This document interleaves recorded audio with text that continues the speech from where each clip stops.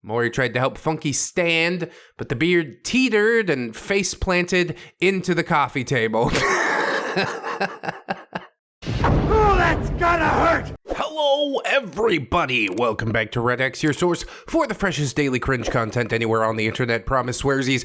It's just a fact. It's totally science. Go ahead, look it up. Thanks so much. We're wrapping up Funky P beard today. Another just legendary saga for the storybooks, you know? I'm sad to see it go, but it did help me to learn a lot about myself. Such as that if you hang around long enough in a crowd of degenerates, you'll eventually find a couple people you vibe with. Here's where I say something about slippery slopes, but you're not really here for that, so let's go ahead, we'll roll on through and get into the story. The Jerk! Funky P Beard Finale. I am not a bum. I'm a jerk. It was never easy for me. I was born a poor black child. And so, we've reached the finale, and if you've stuck with me through the mayhem, well, you're a legend, and I love you. At this point in the story, here's all you need to know about the cast. 1. Everyone except Maury loathes Funky. Actually, Snorlax is still pretty chill about him, but even Snorlax is grossed out at this point. 2. Axton and Val are kind of a thing now and have become the targets of Funky's unhinged fury, Val being our OP, of course. 3. Maury's still kinky. 4. Funky's still drunky. And 5. Sage is fully in a murderous rage, and Athena is trying to keep him calm. Yeah, mostly to keep him out of jail, I guess, because it's been well established that Sage can kick Funky's ass like basically 10 out of 10 times. Well, I mean, Funky kicks his own ass a lot of times when he goes after people. He's his own worst enemy. Anyway, as OP says, yes, let's wrap this story up. Booyah! I don't often say booyah, but I really did feel that booyah. All right, Chapter 10, The Jerk. The air in the house was somewhat breathable as sundown approached, so we returned inside. Athena began clearing the kitchen countertops of empty booze bottles. Sage started sanding the wimpy dent in the wall. Snorlax was cleaning his pipe in the sink, and I went into the guest room to gather my belongings. I put my phone back in my purse since I was fairly certain that Funky would be MIA for a while, and therefore posed no threat to my privacy. As I was buckling my purse, I noticed that Axton was standing in the doorway. Oh, you make it a habit of sneaking up on people? I am very, very sneaky, sir. Axton asks, "Are you leaving?" OP, "I'm in no hurry." He grinned. "Not to sound trite, but can I see you again?" OP, "Of course." Axton, "I don't mean at another gaming weekend." OP, "Yeah, I'm not even sure that I'll be able to come back if Maury does keep Funky around. Shame. I think I could actually learn to like Shadowrun." I mean, you can learn to like anything, OP. Lock a person in a box, and after 12 years, they'll be like, you know what? This is all right. I can get used to it. Sort of an extreme example, I guess. Shadowrun's nothing like a box. They didn't pay me to say this. You should definitely play Shadowrun. Okay. Axton knelt to put his character sheets and dice in his backpack. "You're catching on fast. If you want to come over and talk tech." "What the? Oh, what the fuck?" He recoiled and gawked at the pearly, slightly chartreuse substance on his fingertips. Chartreuse? Instinctively, he violently wiped his hands on the carpet. I shrieked, "Oh my god, I'm so sorry. This is my fault. He's a psycho. That is revolting." Dude, he shot it on Axton's backpack as like a display of his dominance. That's really weird, dude. And even beyond weird, yes, I think revolting is the correct word. I rifled through my backpack, found some hand sanitizer, and offered it to Axton. Axton, "Do you have a towel in there?" OP, "I'll get something." Oh my god, I'm so embarrassed. I ran into the kitchen and tore off at least a dozen paper towels. You can't be embarrassed for this person anymore, OP. He's not your responsibility. His own actions will make sure that he gets comeuppance sooner rather than later, so just let it unfold. Try not to think too much about this, because really he's trying to get in your head. And you can't let people walk around in there, unless they're giving you money. By the way, have you considered dropping a super thanks on this video? One of your dollars currently worth 55 of mine, so I would be massively grateful. I'll make sure to buy some paper towels. Back into the story. Athena sees OP tearing up those paper towels and said, "Did somebody puke, Val?" OP, "No, there's semen all over Axton's backpack." Sage, "I'm afraid there's a bit on the carpet, too."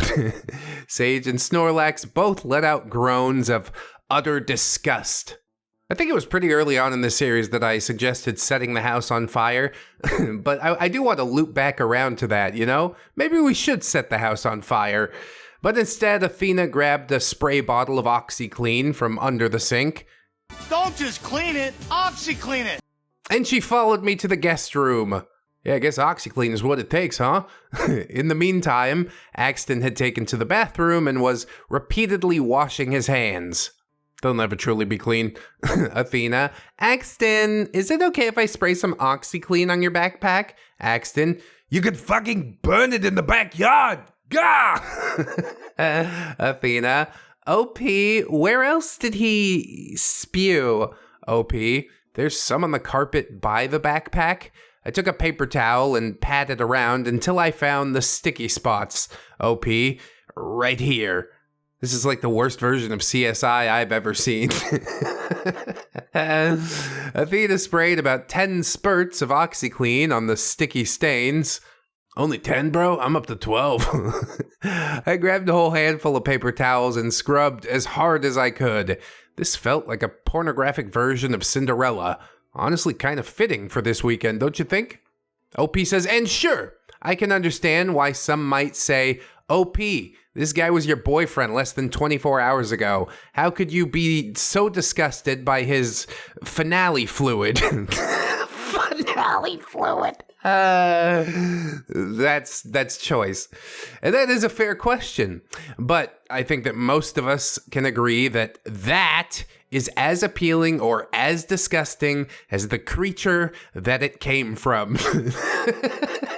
Very succinctly worded, yes. And the fact that it was spunked out of spite made it all the more disgusting. Plus, I think I've made it pretty clear that I had been Funky's girlfriend in name only for quite some time. I mean, you don't have to explain this to me, OP. I'm grossed out by basically any Pearl Jam that isn't mine.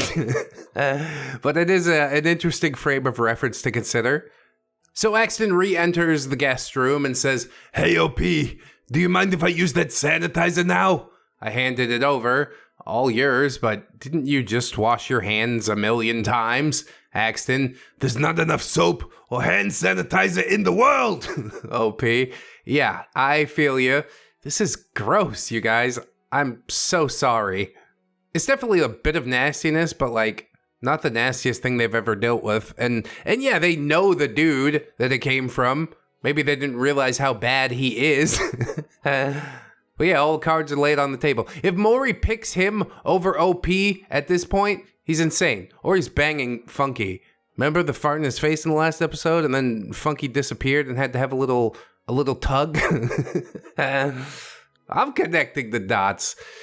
Athena asks OP, why are you apologizing? You didn't jerk it in my boyfriend's guest room. OP, no, but he did this because he's mad at me. He's an animal. Yeah, you don't apologize for animals. You just accept their nature and possibly deal with them accordingly. I briefly considered ratting him out for rubbing one out to eproctophilia videos, but Sage entered the room with a tote bag at that point. So I decided to keep the fart fap spectacle to myself. Fart fap. I did feel like a fool for failing to figure out that the fapping wasn't fully about the fart. What is that supposed to mean? I don't know what that's supposed to mean. I suppose all will be unveiled before the end. Sage. Axton, if you want to put your things in the tote bag and burn the Kumi backpack, I mean, feel free. Axton. Thanks, man. I'm afraid to touch the zipper again, though. It seems like that's where he aimed. Athena, I'll go grab some dishwashing gloves. This is like some of the weirdest revenge that I can imagine. I probably would have thought this up as like a high school student, but then at a certain point, I think it comes with age. You just learn to shrug your shoulders and be like, whatever. That's the way things went. I really have no control. I should probably just focus on some areas that I do have control over. But I guess that's a bit too deep for Funky. It is at this point when the front door of the house swings open. There were uneven, drunken footsteps plodding through the living room, and Maury seemed to be guiding the drunkard to the sofa. Oh man, did he have to come back? Couldn't he just get arrested? Put him in the drug tank. He should probably just live in there.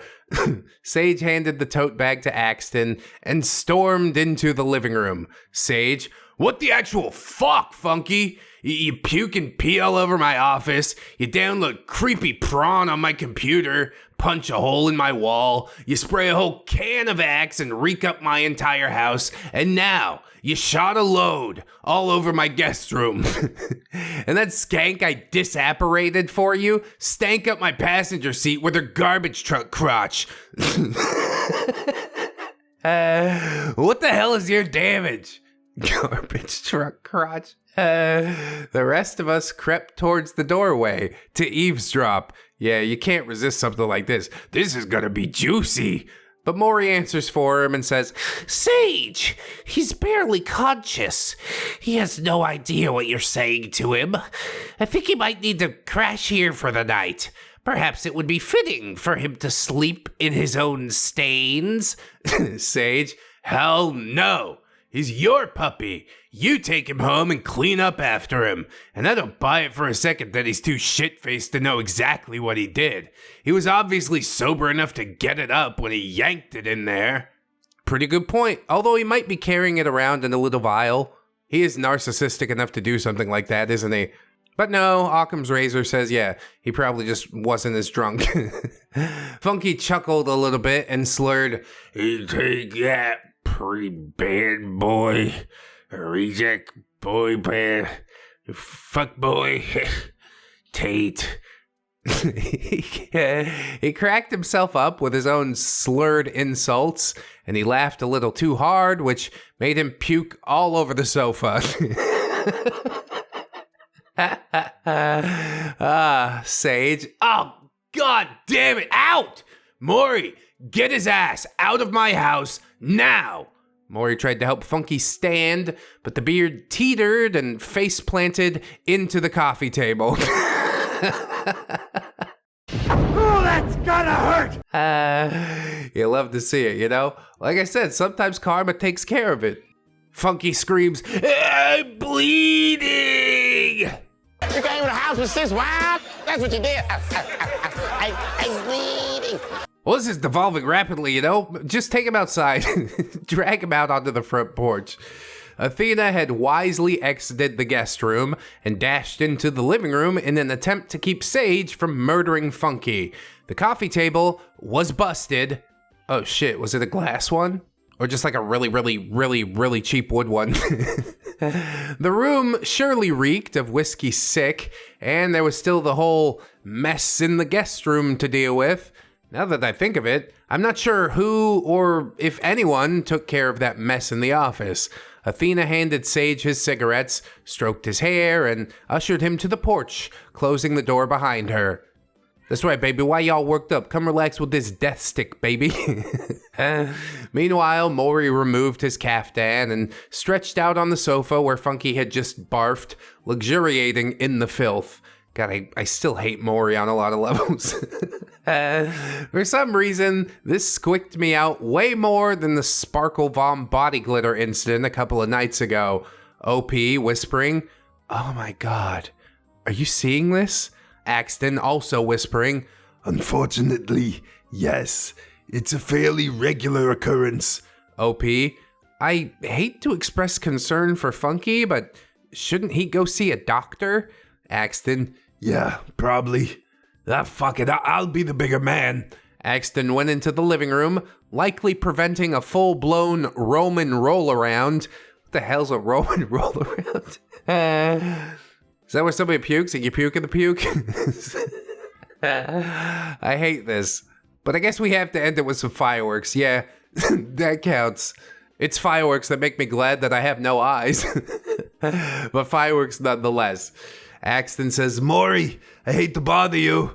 I'm not judging, but you really need to check on Funky. He could be concussed. He probably needs to hydrate. Maybe he can go to AA or anger management. Maury sighed. I suppose I should. Yeah, drunk as shit, banged his head on the table, threw up everywhere. Everybody's like, yeah, he's probably fine. Let him sleep it off. Dude, you can't sleep off a concussion. You'll go to sleep for good. Maury pulled Funky up into a sitting position, undoubtedly getting whiskey vom all over Funky's fancy schmancy blazer in the process. Maury, Funky, tell me what day it is. Funky, Shadowrun. Maury, Close enough. Maury inspected Funky's noggin. There was no blood, but it looked like he was going to have some nasty bruises. Yeah, that's blood on the inside. That might be worse in a lot of cases. Axton, You really should take him to the ER. Maury, You're probably right, but I'll need to shower first. Could you sit with him? Axton, Hell no! I'm public enemy number 1 in his scrambled brain. Snorlax, who had been watching the spectacle from the kitchen, once again gallantly stepped up to save the day. He's a real good guy, nice even keel, constantly medicated. Even if he doesn't hate Funky as much as I do, I still consider him my spirit animal. Snorlax says, I'll keep an eye on him, but shower fast, bro. Sage is on the warpath, and you need to get Funky out of here before he comes back inside. Maury nodded and strode nude into the guest bathroom. Axton, Yell if you need a snore. Nobody likes this douche, but we gotta keep him alive until His Royal Highness gets out of the shower. I mean, do we have to keep him alive? Probably. It's the right thing to do. It would be real easy to just kind of, forget about him in the shuffle. But then you gotta deal with the guilt of that for the rest of your life. There's also probably gonna be a court case. Who's culpable for the manslaughter charge, etc.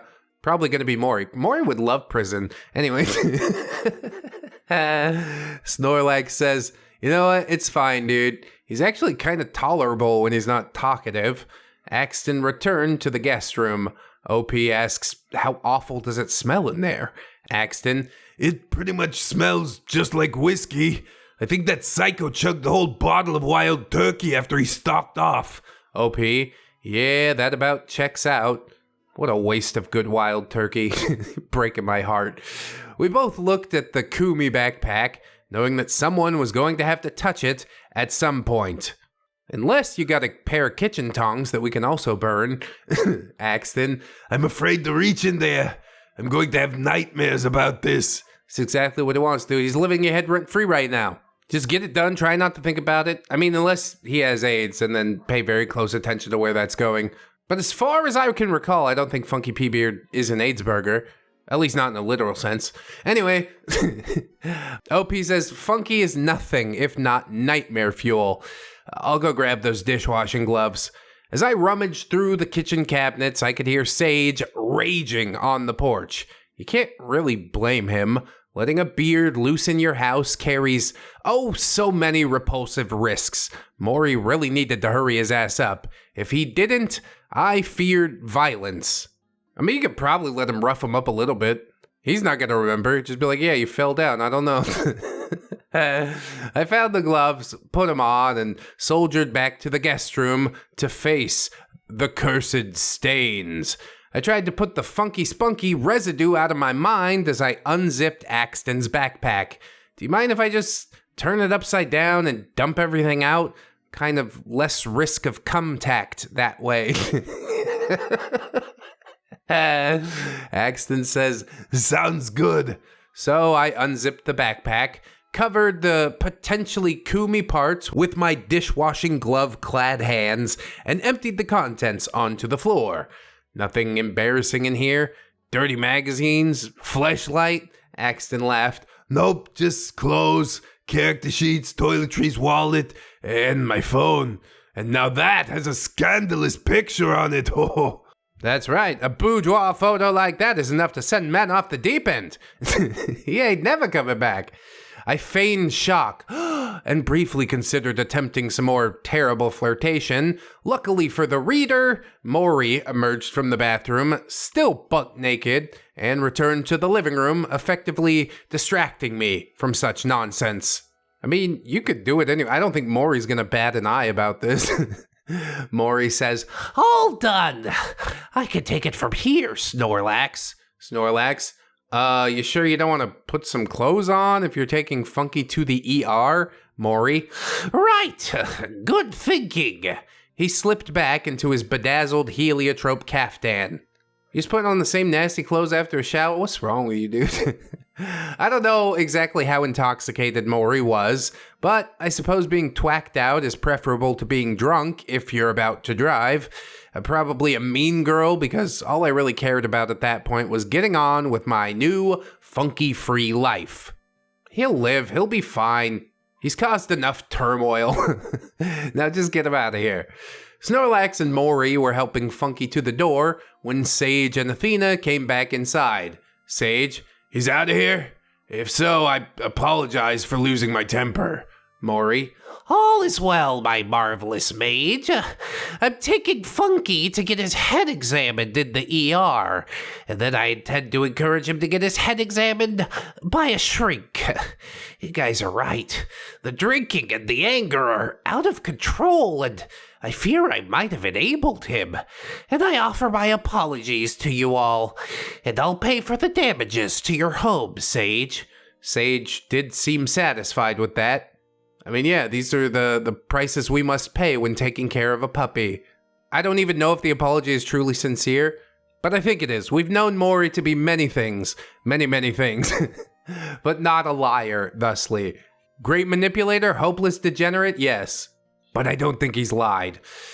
Athena said, seriously, Maury, we'll be here to support him if he can learn to be respectful on a basic human level. That's not asking for much. Maury nodded. That is fair. Snorlax, Funky, buddy, I know you hate the weed and snow and all that, but you might want to try some prescription meds, dude. Life's pretty sweet when you're not, like, aggroed all the time. So true. It's amazing how peaceful things are when you're not that angry person all the time. But it took me about 3 decades to learn it, so I don't know. Funky was too bloody drunk to reply anyway. Plus, righteous anger was basically his only hobby, so Snorlax's wisdom would have been lost on even the soberest version of Funky. Yep, he's determined to fail, for sure. The guys loaded Drunky Funky into a Porsche Cayenne, and Maury took his destructive puppy to the vet. Good riddance. We washing our hands? Not quite yet? Okay. Back in the guest room, I expected every item from Axton's backpack for signs of errant Spunky Funky. Or Funky Spunky, whatever. As far as I could tell, he'd only popped on the outside of the bag, but it was obvious that he had deliberately and maliciously aimed for the zipper, knowing that Axton was sure to touch that part of the backpack. It's astounding that he was able to control his load trajectory with that much precision, and I don't really care to know how he had managed that. Well, too bad, because I'm going to theorize on it anyways. He held the backpack right against his dong. Either that or he built an elaborate Rube Goldberg machine.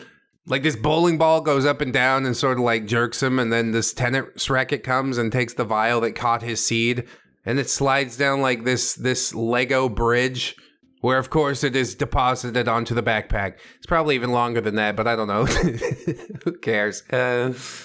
What kind of 33-year-old man does this? God, I forgot he was in his 30s. He's done, bro. What a specie. He ain't coming back from all this. OP says, don't get me wrong. I'm always quick to laugh at some gross out japes, but spunking on someone else's property? Just why? I was really hoping to stick the landing of this story, but I'm wrapping things up right here because trying to understand Funky's brain is making my own brain ache. They don't teach psychology of neckbeards in college. I mean, not yet at least. Any government grants looking to invest some money? I mean, we're right here. I'm totally not just going to use it to build a swimming pool in the Philippines. Fortunately, ReddX Industries is a master class in neckbeardery. Yes, we laugh at disgusting, delusional specimens of human garbage, but I feel like many of these stories have the potential to help people avoid beards and beard-adjacent blowhards. I mean, either that or they're, soft beards that are trying to reform themselves, which I think is far more common. But whatever use you get out of it, I'm glad you get some use out of it. That's what it is at the end of the day. OP says, from a personal standpoint, I felt a sense of unspoken camaraderie with our other OPs who have shared their own horrifying experiences. To anyone who has risen from the ashes of a beardy situation, I hope that you will hold your head high today and take a moment to cherish your beard-free life. The truth is, my life will never be beard-free because no matter how much I try and shave it, there's always just the slightest bit of stubble. I can never fully reform. Anyway, getting back to the story, the 5 remaining chummers gathered for a group hug in the living room. We all offered to help Sage clean up some more, but he was resigned to making the call of shame to Molly and her cleaning crew. Jesus. She's probably going to be so pissed again. I wish he had more lines. I exchanged contact info with everyone and thanked them all individually for helping me to get away from Funky. With that, we decided the weekend was a wrap, and I'm still friends with all of them to this day. Yes, even Axton remains one of my dearest friends. Does it surprise anyone that he never revealed the alleged inner D-bag that Funky claimed to have such a nose for? I mean, that's just Funky smelling his upper lip, isn't it? Would it disappoint anyone to know that we never really became a couple, despite having a wonderful whirlwind romance that morphed into a genuine friendship? Honestly, that might even be a happier story than, dating somebody and breaking up and moving apart. You just recognize you like being together as friends better. Between friendship and relationship, which one generally lasts longer? OP says, I've been thriving as a single woman for over a decade now, and it suits me. A codependent like me can't even imagine that, but I'm glad it works for you, OP. Afterward. Oh, this is a really long wrap-up, so you know what I'm going to do to break things up a little bit? Song parody by Tato Ferret. And it's so fitting with the first half of this story, so I gotta do it. Let's make it happen. Boom, boom, bum, boom, boom, bum, boom, boom, bum. Boom, boom, bum, boom, boom, bum, boom, boom, bum. I jerked myself today to see if I still come. I stare at my PC. I hear the hard drive hum. The cum stain forms a crust upon my 3-wolf shirt. Try to wipe it all away. But oh, my gamer wrists, they hurt. What have I become? My sweet waifu. All these Doritos and old bottles of dew. And we could share it all. My mom's basement room. I will make you mine. I will make you coom. I wear this fedora upon my secret lab, writing fan fiction. I pick my ballsack scabs beneath the streaks of shit. My cargo shorts decay. You are just 2D. Still I'll be your lay. What have I become? My sweet waifu. Boom, boom, boom, boom. All these Doritos and old bottles of dew. and we could share it all. My mom's basement room.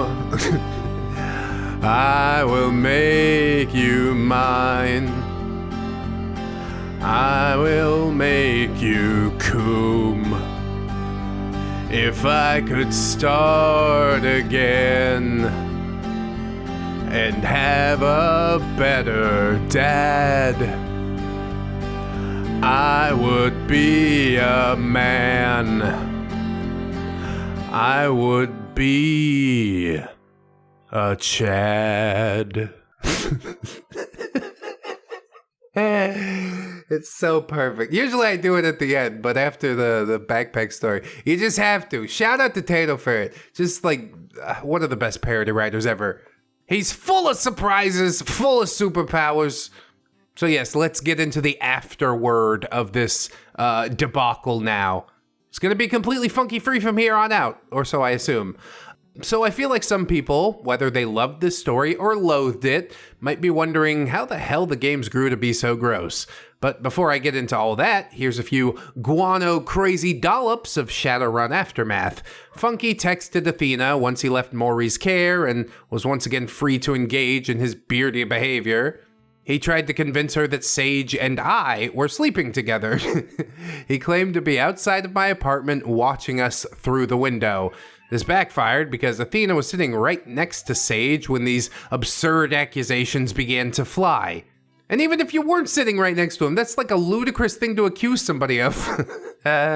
Funky couldn't stand the thought of me having a female friend who wouldn't be swayed by his sophisticated, gentle giant routine. So he did what he could to drive a wedge between us. Fortunately, though, Athena was no fool. Yeah, Funky's just a complete moron. How could you ever think that was gonna work? Because he's got a drunk, dumb people brain, I guess. And seeing as his drama instigation plot had failed miserably, Funky threw a poop-smeared brick through my window. He really is just a psychopath. Then he peed in Axton's gas tank and finished on his windshield doorknob and mailbox. At what point do you just buy a gun? I think he might have been harboring a secret attraction to Axton, considering how much Funky Spunky hurled at him. Axton was magnanimous enough to send Funky a quick message suggesting that he should see a doctor. But did Funky go get his rancid pecker examined? Doubtful. Oh, that's why it was chartreuse. I was imagining the backpack was the color chartreuse, which I thought was weird, but I wasn't going to say anything about it. But no, he's got blood in there. He's out there running around with all these chicks. I'm telling you, fellas, keep your pecker wrapped, okay? If you're going to do it, be careful out there. After being summarily dismissed by the authorities several times, I finally got a restraining order against Funky, which really did very little to curb the stalking or the vandalism.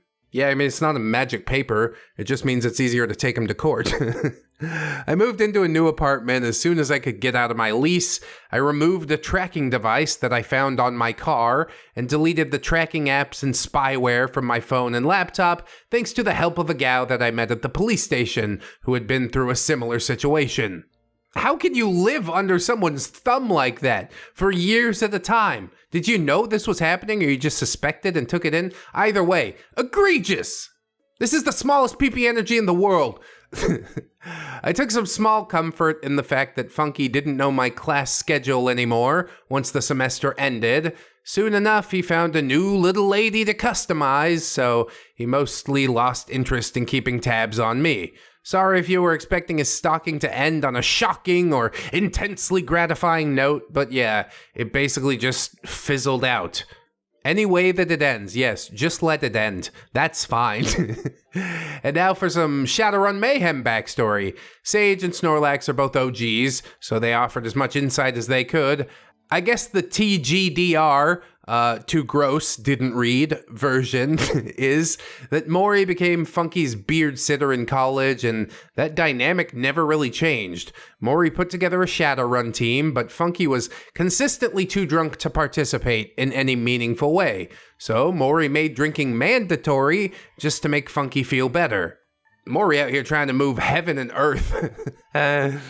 is still not enough to fix somebody who doesn't even consider fixing themselves. Funky will spin and spiral until he explodes. That's how I see this one going. The guys all thought it might be fun to put their alcohol tolerances to the test for one night, so they initially agreed to it. But Maury busted out his pervy nonsense when the guys were too snozzled to fully process what was going on. And once the toothpaste was out of the tube, the once relatively innocuous tabletop nights were vitiated by a perfect storm of Funky's alcoholism, Maury's misguided coddling of Funky, and Maury's own incomprehensible need to show off his private parts and watch the chummers chunder. And meanwhile, Snorlax is just sitting there like, I'm gonna go get a bag of chips.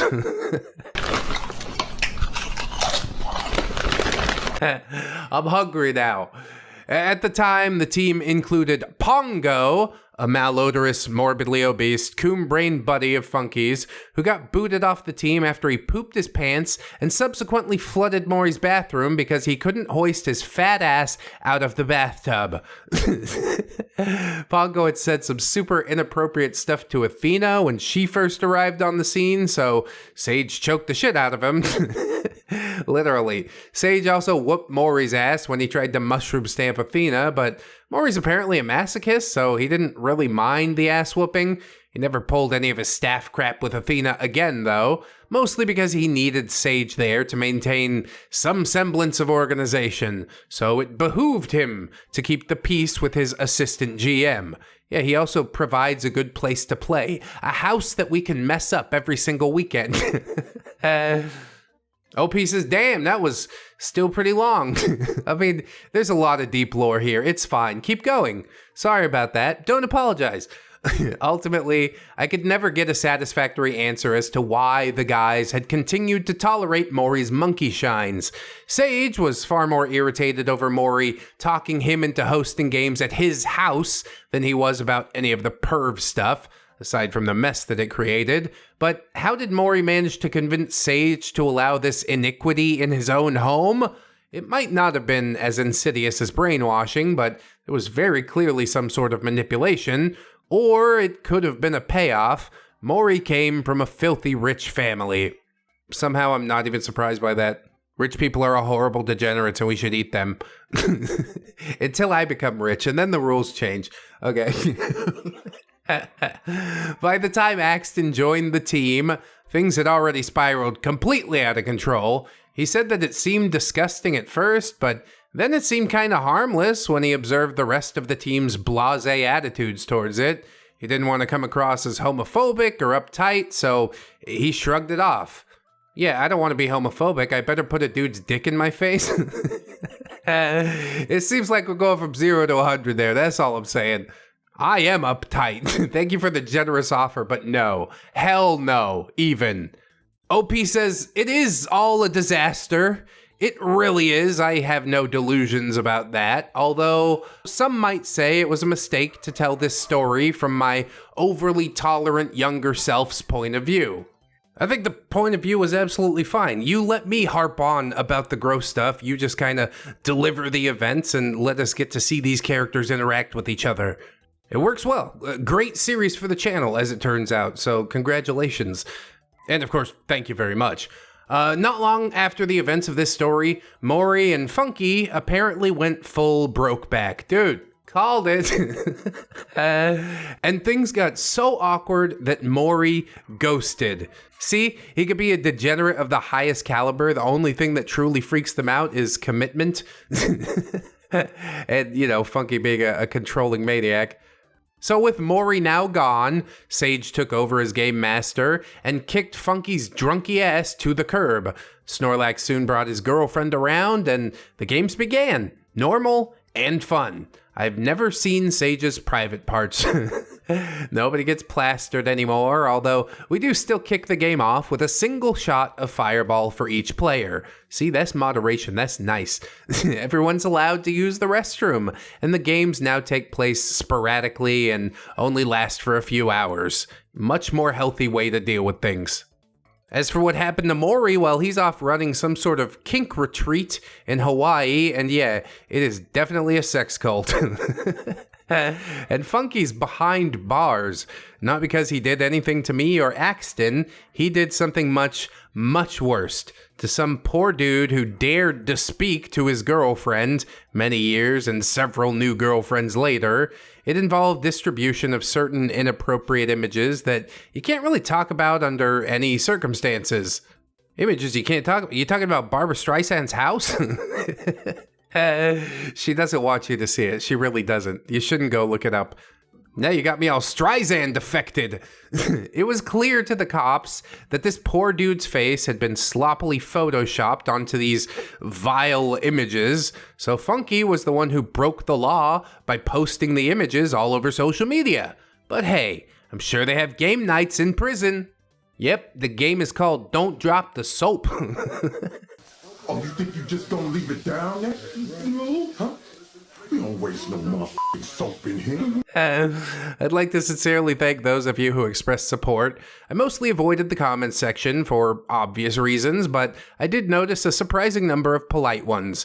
Knowing that this story made at least a few people laugh makes the entire endeavor completely worth it. And I apologize if this terrorized anyone or grossed anyone out beyond repair. I honestly didn't think it was any worse than some of the other gross stories that we've heard, but that's all a matter of perspective and lived experience, I suppose. It's a bad one. As far as gross out goes, it's pretty near the top. I mean, Chris Trucker's definitely the king, but then there's Sir Grizz and P-Beard, and who's that one guy that stored a jar of his fetid cum, and he wanted to legitimately dump it inside another human being? You remember that? If you don't, you do now. I'm sorry, but not really. This is what you came here for, isn't it? And special thanks, as always, to ReddX for helping me to get this story out there and taking it to the next level with wildly entertaining commentary. Yeah, mostly wild, sometimes entertaining. I don't know. Just let myself go off the rails and see what happens. If you're brave enough to try out the Married Mary saga, it's depraved in a different way. I personally think it's a lot tamer, but I'm obviously not the best judge of depravity, so I don't know. Give it a whirl if you want, although you might regret it. I got a lot of regrets. Funky P-Beard, no longer one of them. It's a great story. Everything worked out in the end, and hey, I made a few dollary dues off of it, so I really do appreciate you putting in the legwork, OP. Adding commentary, that's the least I can do. I hope it added something interesting, a bit of extra perspective. Not to mention, I threw a couple songs into it, and people are like, but ReddX, you only sang one song. Oh yes, only one so far. I would also like to bring you Beard Hole Musk, a Black Hole Sun from Soundgarden parody, written by the High Horsey. Let's just let it rip. Why not? From my time at game stores, I've learned hygiene gets ignored. Mask the stench, hide the smell with cans of Axe body spray. Beards complete, dungeon quests.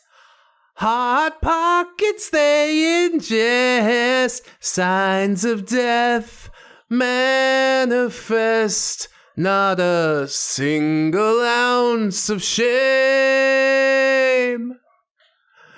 Beard hole musk, rectal funk, diaper rash decay. Beard hole musk can outrun unwashed bum,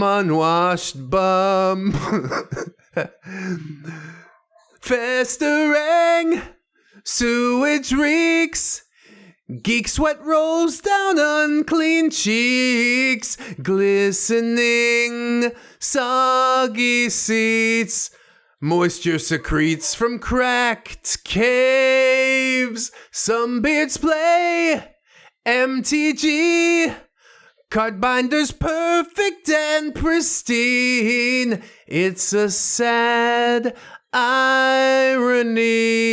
No one wants to wipe no more.